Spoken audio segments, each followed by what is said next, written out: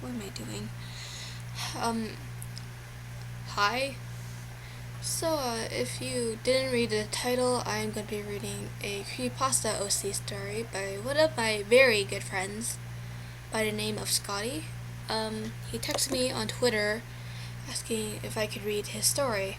So, I am going to do that, and he just texted me right now. So, let's just get this over with. And the reason why I haven't been uploading much because, well, my recording sucks and my computer doesn't listen, and it won't upload. So hopefully this uploads. This is the second time I actually recorded this, so so let's just get into the story.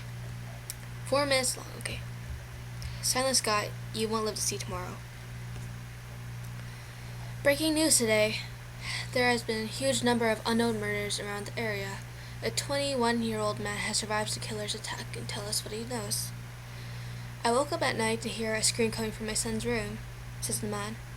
I got up as quickly as I can and grabbed my shotgun and ran to my son's room. When I got there to his room, I saw what I didn't want to see. My son dead in his bed. Before I saw the killer, he wore all black and wore my mask. Before I had a chance to aim my gun at him, he had thrown his knife at me, which got me in the arm as I screamed in pain, and dropped the gun. The killer would have finished me off if my neighbor had not called the police. When they heard my son scream, they figured to run to my son's window and jumped out into the night. I will tell you something I never will forget. What has been wrote on my son's wall. It read, "You won't live to see tomorrow." Scott was sitting in his room reading creepypastas on his laptop. He always found them cool when people thought them as scary. Scott is a 17-year-old who is 5'8" male who has hazel green eyes and dirty blonde hair. He takes good care of his body and listens to heavy metal music and wears a white mask to cover his scar, which was by his father. He kept reading on one which was about a creature named Slender Man, when his father came to her room with a bottle of whiskey in hand. Scott knew his brother is an alcoholic but never told anyone what his father busted through the door with a bottle of whiskey. "Why are you on a stupid thing? Where's your mother at?" his father said with a drunken slur. Scott would just be silent about the questions. He knew very well where his mother was. She was dead because of a miserable excuse of a man known as his father. Every day his father would get drunk and beat his mother to a point where she could not move. Scott tried his best to help her, but he got beat as well. Not as bad as his mother, but to a point where she could only watch his mother suffer, which is why he has a scar over his eye because of his father. Scott hated his father ever since the day his father first got drunk. He wanted to kill him for what he did, but he knew he could never do it. Scott got up and turned off his computer and got ready for school. He put on his black t-shirt, black pants, boots, and black jacket and grabbed his book bag and went to school. When he got to school, he was greeted by the school bully, Drake. Drake was 18-year-old, 1 year older than Scott. Drake always called Scott a freak and told him to kill himself. Scott wasn't amused by what Drake had to say. Then the school day went on for a bit till it got to lunch. Scott was sitting in his normal spot in the cafeteria, drawing in his notebooks until Drake came up to him and took his book. "What are you drawing, freak?" Drake said as he looked at the pictures and tears it up and walks away.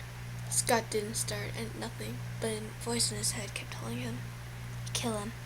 He'll only bring to you. Kill him." Scott tried his best to ignore it the best he can. The rest of the school day went by, and Scott was walking home when he got to feeling that someone or something was watching him. He looked around and saw no one, so he kept walking back to hell, which is known as his home. When Scott got home, he saw his father asleep with the same bottle of whiskey in hand. Scott just went to his room and took off his jacket and lays in bed and fell asleep. Scott wakes up hours later. He looked at the alarm clock at his bedside, which read 1:03 a.m. Scott got up and looked out the window to see a person. No, not a person, but a thing. This thing had long arms and wore a black suit and was faceless. Scott rubbed his eyes to be sure that this thing was in his head. Scott looked at the window and the thing was gone.